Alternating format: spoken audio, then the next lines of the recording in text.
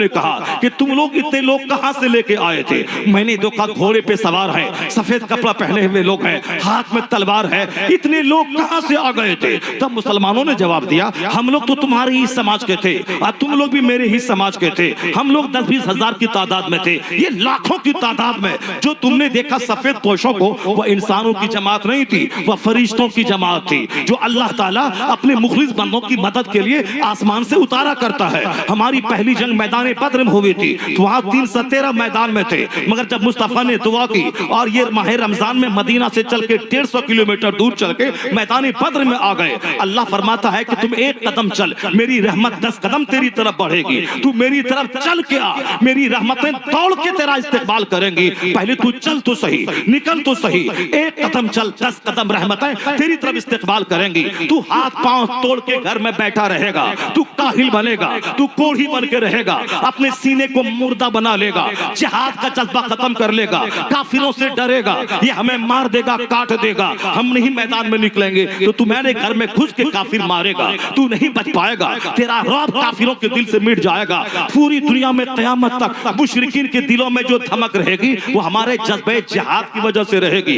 इसलिए हुजूर ने कहा एक गिरोह क़यामत तक वो जिहाद करता रहेगा और किसी दुश्मन की दुश्मनी उसको शेर नहीं कर पाएगी। यहाँ से जंग करेगा और दज्जाल को में लुत्फ पे इसराइल में मारेगा और फिर दज्जाल जब मरेगा फिर उसके बाद इमाम मेहदी जाहिर होंगे, जनाब ईसा अलैहिस्सलाम आएंगे, उसके बाद पूरी दुनिया में जनाब ईसा अलैहिस्सलाम उस दज्जाल से जिहाद करेंगे और ये गिरोह उनके साथ में जाके मिल जाएगा और ये यहूदी दज्जाल के साथ मिलेगा तो और एक एक यहूदी को काटा जाएगा, यहाँ तक कि यहूदी भागेगा, मुसलमानों से मरूब हो जाएगा, यहूदी किसी दरख्त की आड़ में छुपेगा ताकि मैं बच जाऊं। फयक़ूलु शजर, हदीस में आया है, वह दरख्त कहेगा ए मुस्लिम, ए अब्दुल्ला, वहूदियुन वराई, यहूदी मेरे पीछे है, आ जाओ, यहाँ यहूदी छुपा है। मुस्लिम मुजाहिद जाएगा, उसको कत्ल करेगा या फिर वो कलमा पढ़ के वो मुस्तफा का गुलाम बन जाएगा। यहाँ तक कि 1 करोड़ से भी कम यहूदी दुनिया में है, मुसलमान 200 करोड़ है। ये दिन तो बाद में देखने को मिलेगा जब पत्थर बोलेगा यहाँ यहूदी छुपा है, दरख्त बोलेगा यहूदी छुपा है और एक यहूदी दुनिया में जिंदा नहीं रहेगा। मगर उससे पहले मुसलमानों को बदअमली की सजा मिलेगी, इनकी बदअमली की सजा मिलेगी, इनके बाल बच्चे अंग्रेजों की तरह रहेंगे। इसीलिए काफिर के दिल में जो रौब रहेगा वो रौब खत्म हो जाएगा। जैसे मौलाना है, मौलाना के पास 50 खरब की बिल्डिंग नहीं है, मगर मौलाना जो हक बोलता है उसी हक बोलने की एक धमक होती है। एक बड़ा अरबपति भी उसके सामने कोई बुरी बात बोलने की हिम्मत नहीं करता है, उसको डर लगता है। ये पीर साहब है, पीर साहब है, बेचारे देखने में बहुत ज्यादा लसीम लहीम शहीम नहीं है, उसकी बॉडी बहुत ज्यादा अट्रैक्टिव नहीं है, मगर अरबपति भी वहां खामोश रहते हैं और हजारों आदमी उनके सामने अदब से रहते हैं, उनका हाथ पांव चूमते हैं। ये धमक किसकी है? ये धमक तकवा की है, ये धमक परहेजगारी की है, ये धमक इल्म की है, ये धमक फजल की है। वो तो हम बिहार और नेपाल के लोग हैं, इमाम साहब के हुजरे में जाके उसी की चाय पी लेते हैं, इमाम साहब से पैसा मांग करके मेहमान के लिए मछली बाजार से लाते हैं। वो गुजरात के लोग हैं,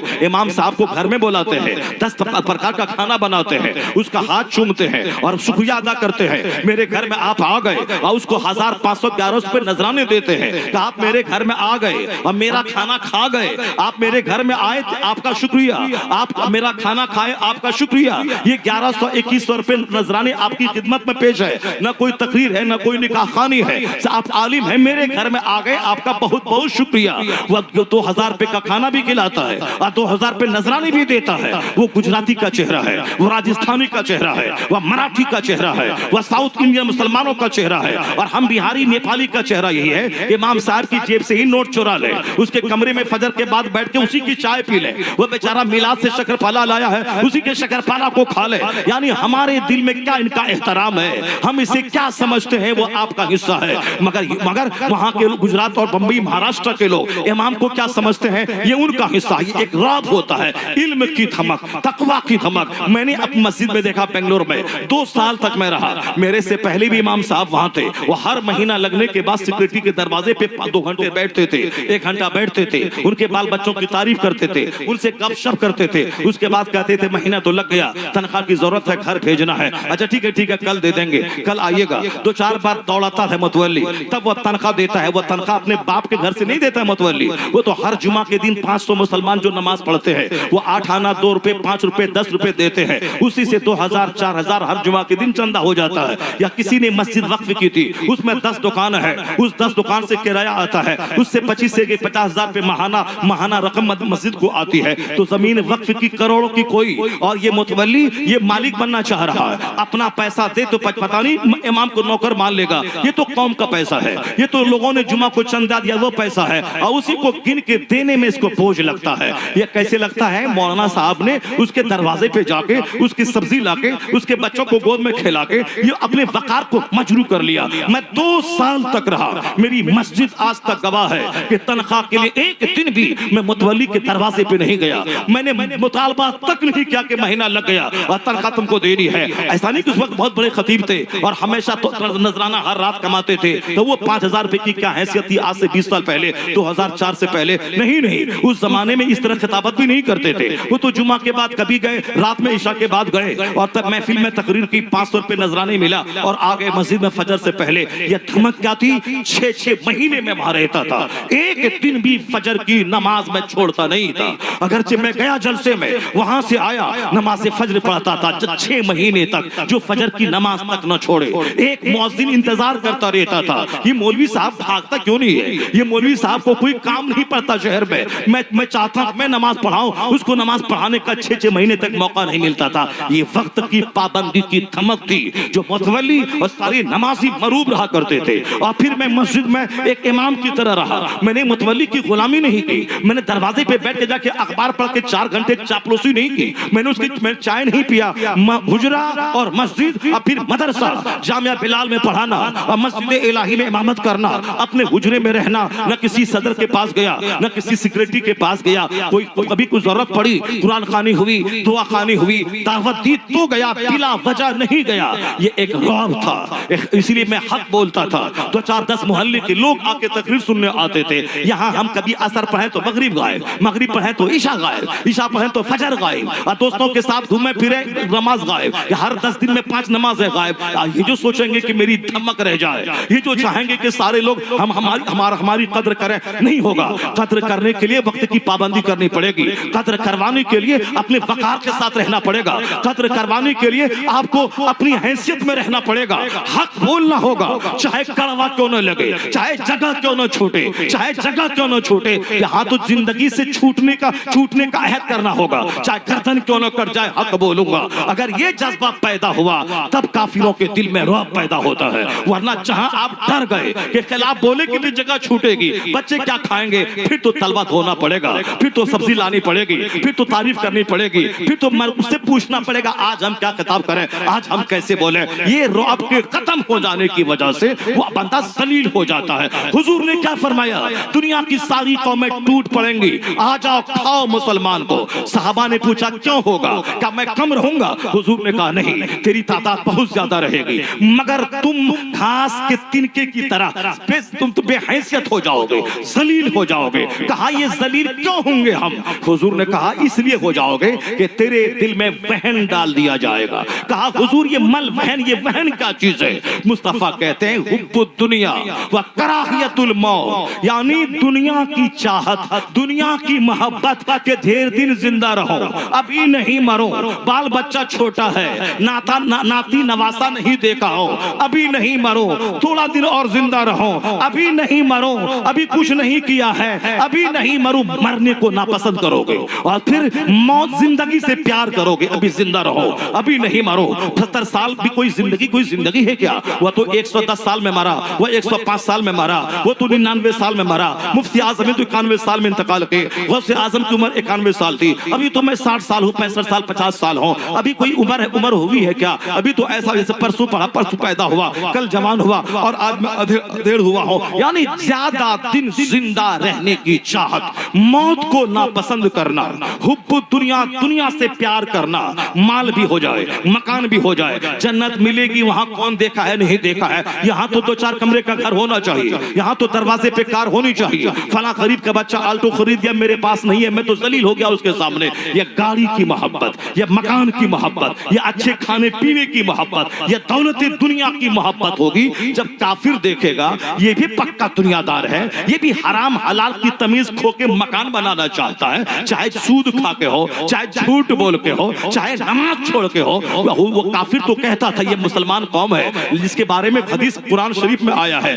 कि ला तुलहिहिम तिजारतु वला बैउन अन जिक्रिल्लाह। ये वो सिलेक्टेड लोग हैं, ना दुनिया का कोई बिजनेस, ना कोई खरीदो फरोख्त इसको अल्लाह के जिक्र से रोक पाता है, ना बेटी का जनाजा इसको इसके नमाज को रोक पाता है, ना बेटी की बारात इसकी नमाज छोड़वा पाती है। चाहे बेटी की बारात आए तो भी नमाज वक्त पे पढ़ना है, चाहे बेटे का जनाजा निकले तो भी नमाज वक्त पे पढ़ना है। ये कौम मुस्लिम है। ततजाफा जुनूबहुम अनिल मदाजिअ यदऊन रब्बहुम खौफन व तमा।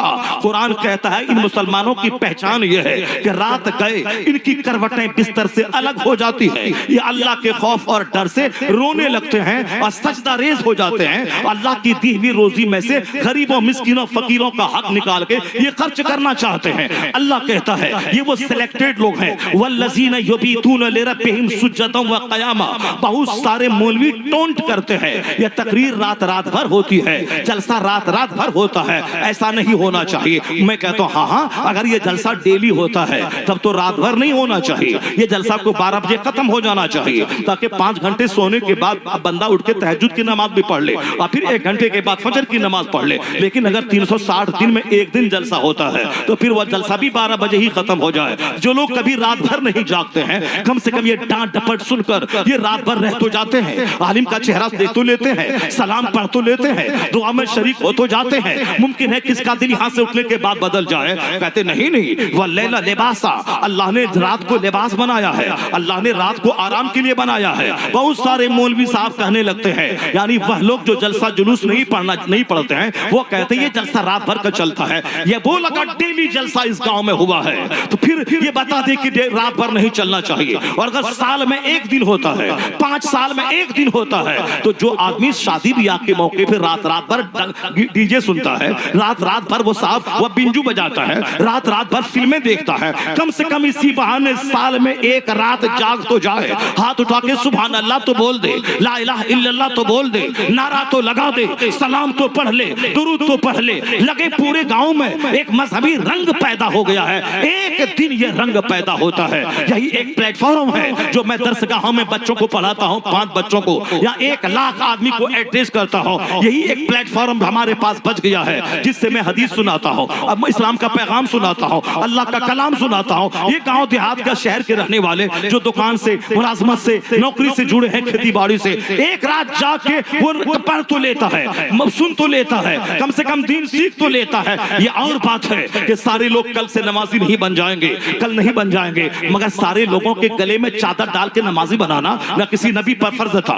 न किसी मौलाना पे फर्ज है। अंबिया कराम भी कुरान पाक की आयत पढ़ते थे और जो सहीफे उन पर नाजिल हुए उसकी तिलावत करते थे। उन्हीं 50,000, 10,000, 5 लोगों में एक आदमी छांट के निकलता था और वह उनका कलमा पढ़ता था और मुसलमान बन जाता था। और फिर सबों को गले में चादर डाल के चलो नमाज पढ़ो वरना मार के खाल खींच लेंगे। ये काम न हमारे पैगंबर ने किया है और न ये काम किसी मौलाना पे वाजिब है कि तुम अपने ताकत और ठोस जमा करके जत्था करके लोगों के गले में चादर डाल के मस्जिद ले जाओ, जाना होगा। नहीं, इस्लाम के ये मसाज नहीं। वज़क्किर फ़इन्न ज़िक्रा तनफ़उल मोमिनीन, समझाइए, समझाना मुसलमानों को फायदा देता है। और अल्लाह कहता है समझाइए, समझाते रहिए। हर जुमा का खिताब फर्ज है ताकि कोई न कोई तो समझेगा। हर ईदैन का खुतबा वाजिब है ताकि कोई न कोई समझेगा। हर खुतबे निकाह सुन्नत है, कोई न कोई तो दिल जागेगा। यहाँ प्यार से जगाना, अल्लाह का कलाम पढ़ के सुनाना, मुस्तफा की हदीस सुनाना, उसी हजारों में से 2-4 छांट के निकल जाएंगे।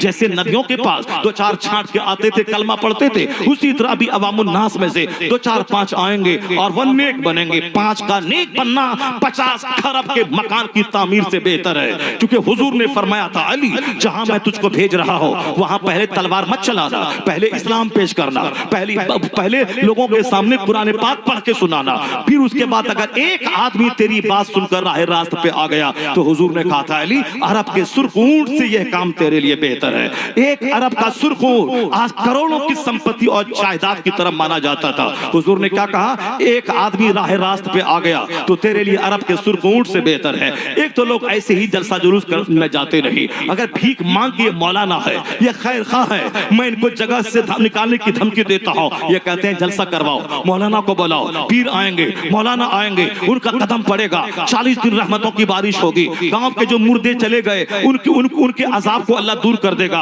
आलिम बाअमल अगर आ जाते हैं, मुर्दों से अजाब को उठा लिया जाता है। ये वह जलसा है जिससे तेरे मुर्दों को फायदा पहुंचेगा, तेरे जिंदों को फायदा पहुंचेगा। तुम कहते हो भगा देंगे, ये बोलता है एक जलसा करवा लो फिर उसके बाद भगा देना, यानी तुम इसे मारना चाहते हो, ये तुम्हें जिलाना चाहता है, तुम इसे भगाना चाहते हो, ये तुम्हें जन्नत ले जाना चाहता है। कौन है? दुनिया का तो आदमी है, तुम एक गाली दो वह 10 गाली देता है, तुम एक तमाचा मारो वह 10 तमाचा मारता है, तुम उसको एक बार ठगो वह 50 बार तुझको ठगना चाहता है। लेकिन ये एक मुख्तसर सा गरोह है उलमा का कि 1000 धमकियां दो जगह से हटाने की, 1000 गालियां दो, मगर गालियां सुनकर ये जन्नत का रास्ता हमें दिखाता है, हमें हराम और हलाल का तरीका दिखाता है और कहता है निकाल देना, पहले जलसा तो करवा ले, बरेली के पीर को तो बुला ले, फखरे बिहार के बेटा को तो बुला ले, मुत्तकी परहेजगार आलिम को तो बुला ले, ताकि वो आएंगे तेरे गांव में सजदा करेंगे, उनके सजदे की बरकत से बलाएं दूर होंगी, उनके सजदे की बरकत से तेरे घर में रहमतों का नुज़ूल होगा।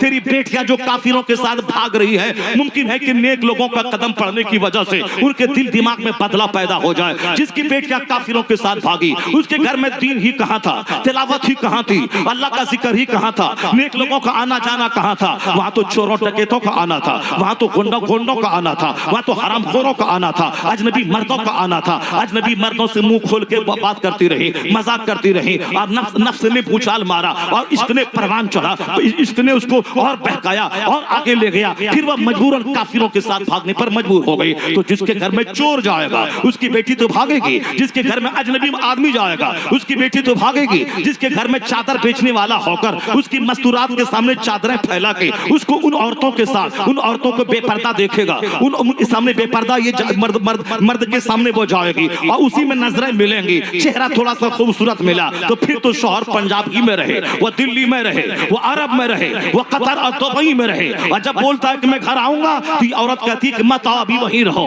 अभी वहां से आओगे पैसा लेके आना तब घर बनाएंगे, पैसा लेके आओगे तब गाड़ी खरीदेंगे, पैसा लेके आओगे तब बिटिया की शादी करवाएंगे, तुम वहीं रहो। यहाँ तो हर बीवियां चाहती है कि शौहर हर 4 महीने के बाद आए, मगर ये 4 साल के बाद भी आने नहीं देती है। क्यों? वो तो कहती है तुम्हारा घर चल रहा है, बच्चा पढ़ रहा है, सारा काम बन रहा है, सारा काम बन ही रहा है, फौजी फौज में है, अब पड़ोसी मौज में है, रहो तुम दुबई कतर और अम्मान में, वो सारा काम तो हो ही रहा है, अभी 4 साल के बाद आना। ये है वो तुम्हारा घर, तुम कमाने के लिए वहां गए, मकान बनाए, इज्जत लूट गई, तुम्हारी बेटियां लूट गई, काफिरों के साथ भाग गई। तो जहां चोर का आना होगा, जहां डकैत का आना होगा, अजनबी चचेरे ममेरे फिफेरे भाई का आना होगा, जहां चादर बेचने वाला, जहां चूड़ी बेचने वाला, जहां दूध बेचने वाला आएगा, जहां ट्यूशन पढ़ाने वाला तुम्हारी बेटी को ट्यूशन पढ़ाने आएगा, वह बेटी तो अपनी जगह रहेगी, वह बेटी के माँ के साथ हंसी मजाक इश्कबाजी करने लगेगी, क्योंकि हमारी बेटियों को डीएम नहीं बनना है, एसपी नहीं बनना है, डॉक्टर नहीं बनना है, हमारी बेटियों को इश्कबाज बन जाना है, दिल फेंक आशिक बन जाना है।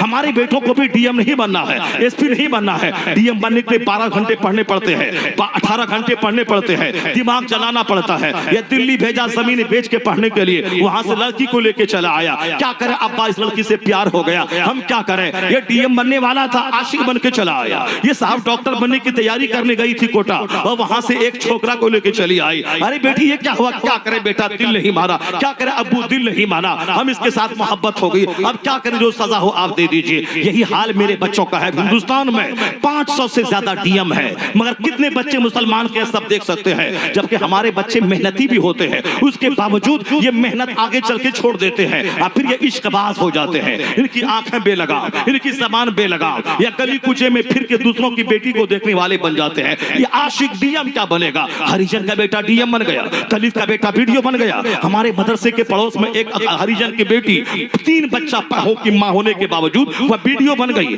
हैदराबाद में पानी पूरी बेचने वाला, वो अपनी बीवी को पढ़ाया और पढ़ती रही, 2 बच्चे की मां होने के बाद वो डीएम बन गई, आईएएस ऑफिसर बन गई। तो हिंदुओं की बेटियां तो शादी के बाद 2 बच्चा पैदा करने के बाद भी वो डीएम बन रही है, और ये हमारी बेटियां हैं कुंवारेपन में भी वह सिर्फ मोबाइल चलाना और दूसरों से इश्कबाजी करना, और फिर अगर ज्यादा बदन में आग लगी लगी तो काफिरों के साथ भाग जाना। नहीं देखा वो नागपुर की एक लड़की जबलपुर के ढाबा वाले से प्यार करती है, फिर शादी कर लेती है। मौलाना क्या बोलता, बोलने दो, नहीं चलेगा, यह प्यार मोहब्बत है। माँ बाप क्या बोलते, नाक कटे उसकी कटने दो, प्यार मोहब्बत है। मोहब्बत करी, शादी कर ली हिंदू से, फिर उसको उसके पूरे बदन को निचोड़ दिया उस ढाबा के मालिक ने, और जब उसको सिट्ठी बना दिया तो गला दबा के जबलपुर के नहर में उसे फेंक दिया। नहीं देखा आफ्ताब पूना वाला, उन्होंने एक लड़की से प्यार किया, बिल्कुल लीन और थी और स्मार्ट लड़की थी, उसके बदन को चूस लिया, और जब वो मुतालबा बढ़ाया कि हमसे शादी करो, इन्होंने सोचा इस छोड़ेल को मैं कैसे शादी करूं, कैसे सारी जिंदगी गुजारूं। चूंकि उनके सारे अहवाल से बाखबर हो चुका था, वो 4-5-6 महीने उनके सारे कैरेक्टर को जान चुका,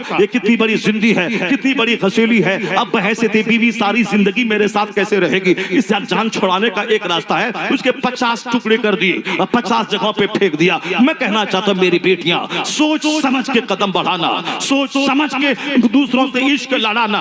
तुम्हें तो कनीज़े फातिमा बनना है, तुम्हें तो मुजाहिद की मां बनना है, तुम्हें तो खालिद इब्ने वलीद का गुलाम पैदा करना है, तुम्हें तो औरंगजेब की नस्ल का गुलाम पैदा करना है, तुम्हें तो सलाहुद्दीन की और नस्ल का बच्चा पैदा करना है। तो तुम क्यों इश्कबाजी करके अपनी आने वाली नस्लों को तबाह कर रही हो और खुद अपनी जिंदगी के सुख और चैन को तबाह कर रही हो। 6 लाख बेटियां जो काफिर के साथ भाग गई, उनको जब चौराहे पे उनको आशिक ने छोड़ दिया, वो तो फिर तवाइफ के कोठे पे चली जाती है, और फिर जब बीमार पड़ती है तो दरगाहों के आस्ताने पे खड़े होकर वह भीख मांगती है। यही हश्र उसका होता है, घर वापस तो आ नहीं सकती, क्योंकि माँ बाप की आबरू को मिट्टी में मिला के वह दोबारा नहीं लौटेगी, या तो कोठे पे रहेगी, और जब जवानी ढल गई तो मजार पे बैठ के वह भीख मांगेगी। जाके देख दिल्ली के दरगाहों में, अजमेर शरीफ जाके देख, वो जो हजारों की तादाद में औरतें हैं जो भीख मांग के 2 वक्त की रोटी हासिल करती हैं, उसमें बहुत सारी ऐसी हैं जो इसी तरह के दिन गुजारे, जब तक जवान रही कोठे पर, और जब बूढ़ी हो गई दरगाहों पे आके भीख मांग रही है। मगर उस औरत को जाके देख ले, जो औरत बाप की मर्जी के मुताबिक जो शादी करती है,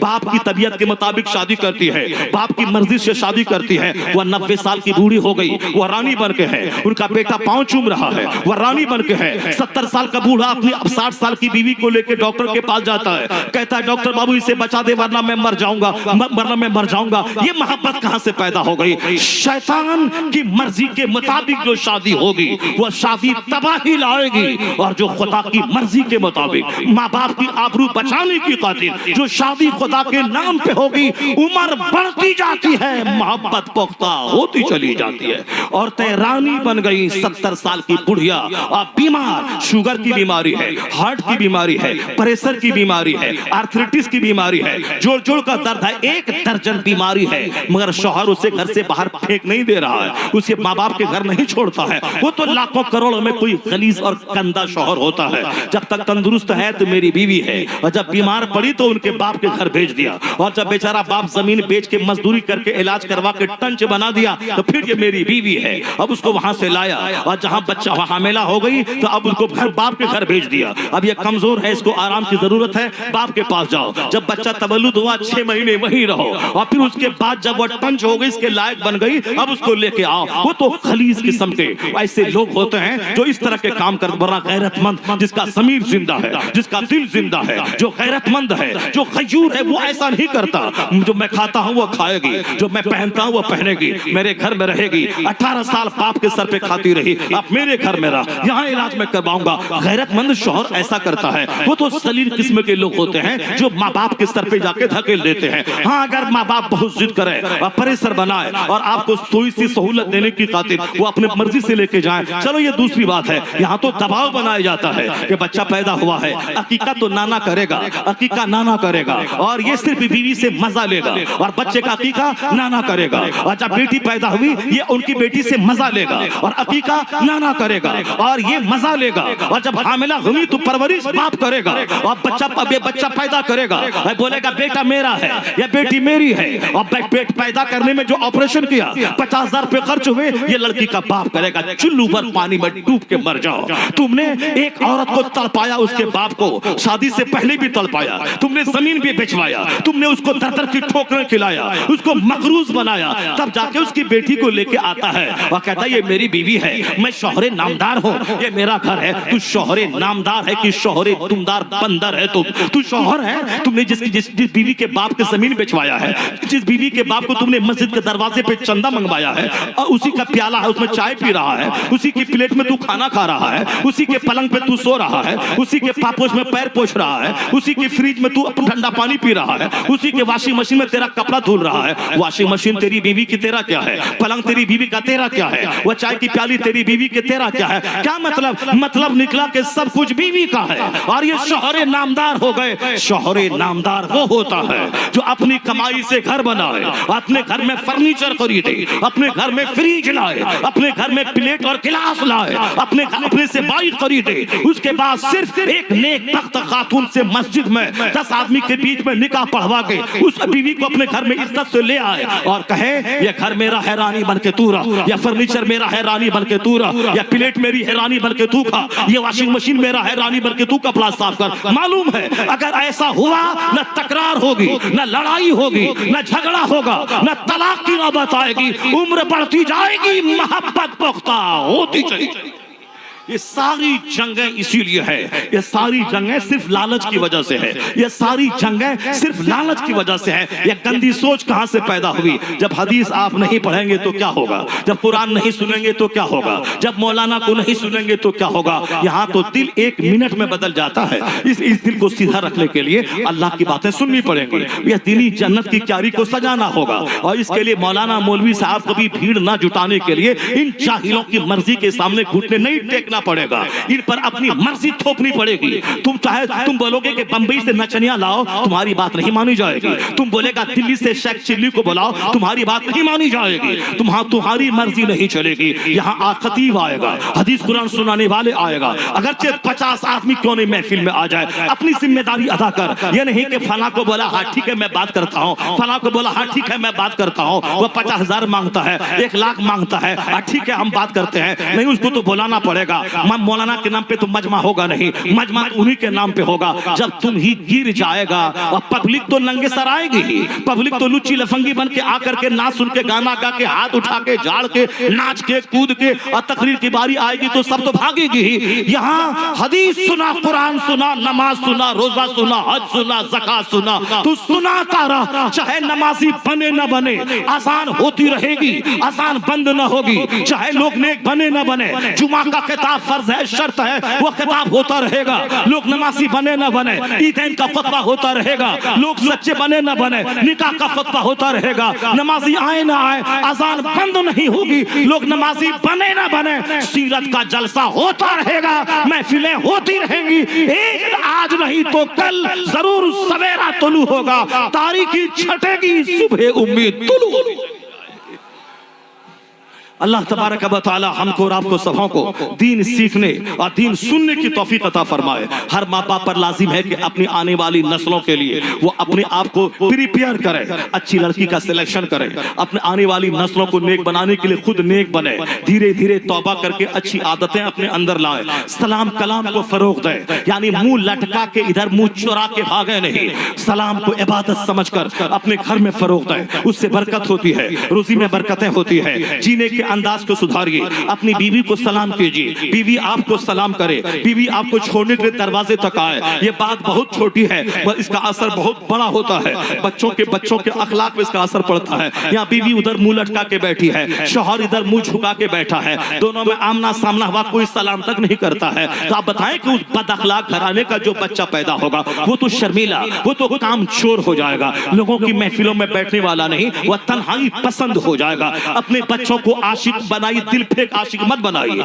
अपने बच्चों को दूसरों की बेटी की इज्जत का लुटेरा मत बनाइए। आशिक बनाना ही है तो आला हजरत की जबान में इसे दिल फेंक आशिक ना बनाइए। यह दिल कोई अदना सा सरमाया नहीं है, किसी चमार को दे दिया जाए, किसी टोमनी को दे दिया जाए, और किसी समाज की गलीज औरत को दे दिया जाए जो 10 मर्दों की गोद में झूल चुकी है और मेकअप करके वो खूबसूरत बनना चाहती है और मेरा बेटा उसी का दीवाना हो गया, ये मेरे लिए पैदा हुई है, ये अनटच्ड है। कहा जाता है 4 हमल इसका सदर हॉस्पिटल में गिर गया, मगर ये पगला मजनू बोलता है नहीं तो मेरे लिए पैदा हुई है। उसको उसके सामने दूसरा आदमी इज्जत लूट के जाएगा, फिर भी ये बोलेगा मेरी बीवी अनटच्ड है और मेरी बीवी अछूत है, क्योंकि इनके दिमाग में जहालत का पर्दा पड़ा है, इनके दिमाग में शराब के नशे की तरह इश्क का पर्दा पड़ा है। यह दिल लूट गया, यह दिल चला गया किसी चमारिन के पास, किसी टोमनी के पास, या मेरी बेटी का दिल चला गया किसी टोम के पास। अपनी बेटी को बताएं, यह कीमती सरमाया है दिल, दिल जिंदा है तो आदमी जिंदा है, दिल मर गया तो आदमी मर जाता है। तो दिल को तुम मत मार या दिल को जिंदगी दे। आला हजरत ने बड़े पते की बात 100 साल पहले कही थी।